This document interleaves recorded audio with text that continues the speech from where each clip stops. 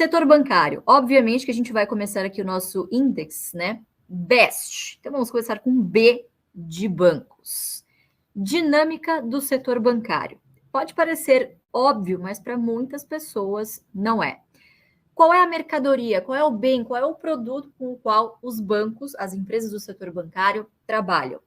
São os recursos financeiros, são os dinheiro, o dinheiro, certo? É moeda, papel moeda, que os bancos conseguem atrair através da captação, ok? Então, o dinheiro é a mercadoria que basicamente vai ser negociada ali através das operações de crédito. Como que isso funciona? E, obviamente, agora que a gente está nessa situação de taxa de juros alta, é muito mais fácil dos bancos captarem. Quer dizer, você tem essa grande migração da renda variável para a renda fixa, então eles não precisam inovar muito em produto.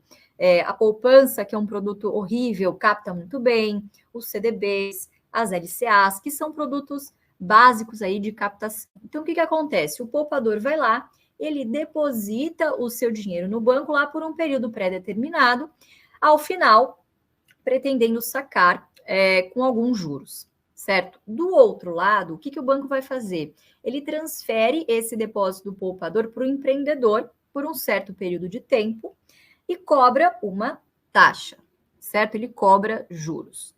Como que o banco ganha dinheiro aqui?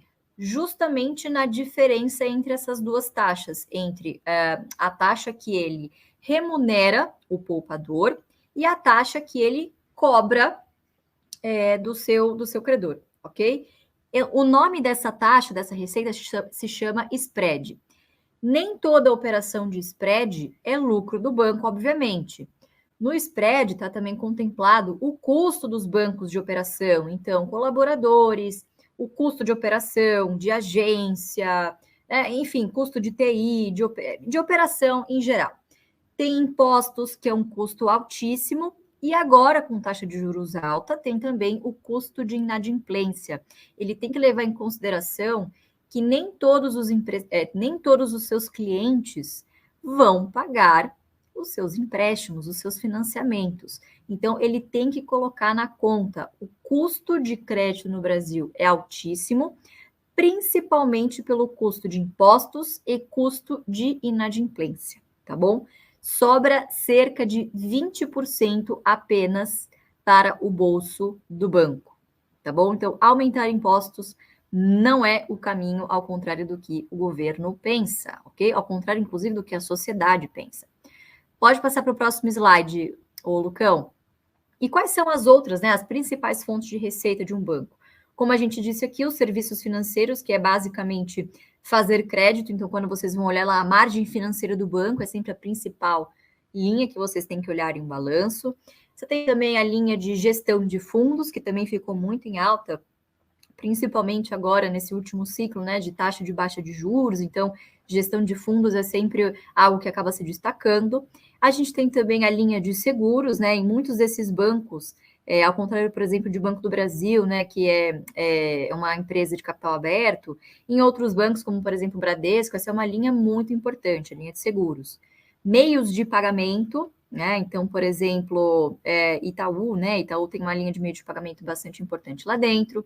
Mercado de capitais, que também ficou bastante em evidência agora, né, nessa última ciclo de taxa de baixa de taxa de juros, e de serviços não financeiros. A gente tem uma linha que também não está aqui, que é de taxas, de cobrança de cartão de crédito, de Tarifas. comissões, tarifas, obrigada, Fê, de tarifas, que são linhas que têm cada vez mais diminuído nos balanços, muito por conta desse movimento das fintechs de 2017 para cá, desse movimento de empoderamento dos clientes, pessoas físicas principalmente. Então, é uma linha que tem perdido um pouquinho de relevância dentro dos bancos, mas claro que os bancos sempre estão tentando se reinventar.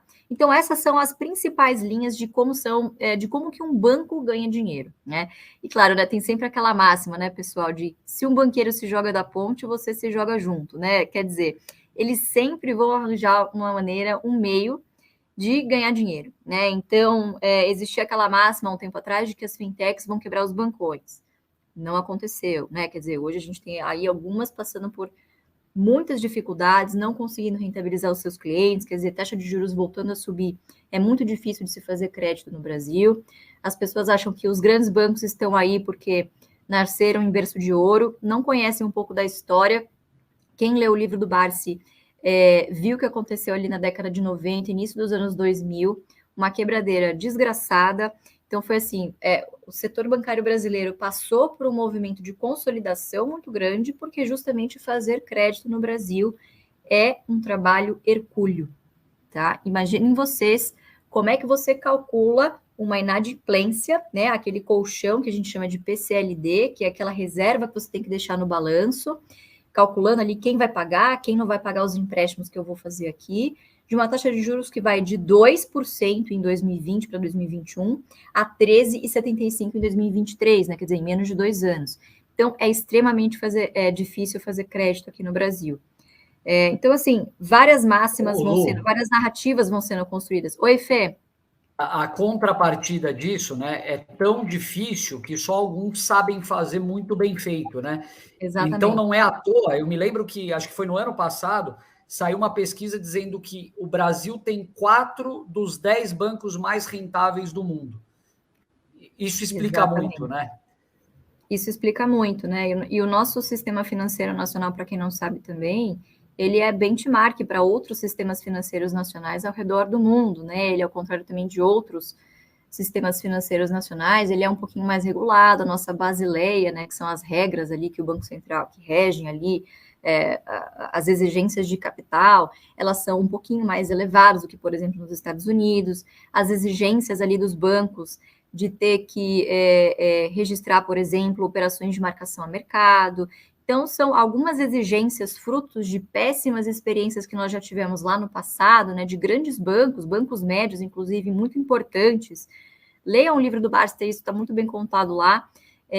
Bancos importantes que, do dia para a noite, quebraram, né? Então, obviamente que, pelo menos nesse setor, aprendemos muito bem com a história, e é um setor que o Banco Central, pelo menos, é um regulador, né? É uma instituição que é bastante respeitada ao redor do mundo, pelo menos, né? Então, é seguro dizer que é um setor, sim, bastante resiliente, mas que, obviamente, foi muito importante esse chacoalhão dos últimos anos para sair daquele status de ganhar dinheiro fácil, né? Então, esse movimento de digitalização que as fintechs promoveram foi muito importante para, eu diria que para agilizar esse movimento também por parte das instituições bancárias, né?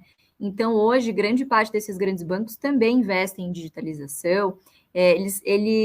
Inclusive, essa semana está rolando uma feira muito legal, infelizmente não pude estar lá, fui convidada, inclusive um grande abraço para o pessoal da Febraban. A Febraban Tech foi uma feira muito legal, pelo que o pessoal disse. E o pessoal tá otimista, assim, com o setor em linhas gerais, né? E o que tem acontecido, na verdade, né? É difícil, pessoal, falando de grandes bancos, você dar um cavalo de pau com um transatlântico, né? Quer dizer, fintechs, empresas menores, é muito mais fácil de você inovar. O que os grandes bancos optaram por fazer? Vamos deixar essas empresas despontarem. Quem conseguir inovar e se der bem, a gente compra. Então, foi o que Itaú fez, por exemplo, né? Então, grandes históricos aí de M&As, de fusões recentes, né? Então, a gente tem, por exemplo, Itaú com XP, Itaú com Avenue, né? Itaú, acho que talvez seja o grande proeminente aí desse movimento aí, né? Que tenha preconizado tudo isso. Então, acho que é seguro a gente dizer que é um setor que foi disruptado ao longo do tempo e essas empresas se provaram ao longo dessas disrupções que consegue, sim, se movimentar dentro das suas devidas proporções. E dadas essas grandes barreiras de entrada e a essencialidade, né? A gente tem que lembrar aqui, pessoal, que movimentos que essas instituições bancárias têm capacidade de fazer matam no atacado, tá? É um negócio muito poderoso.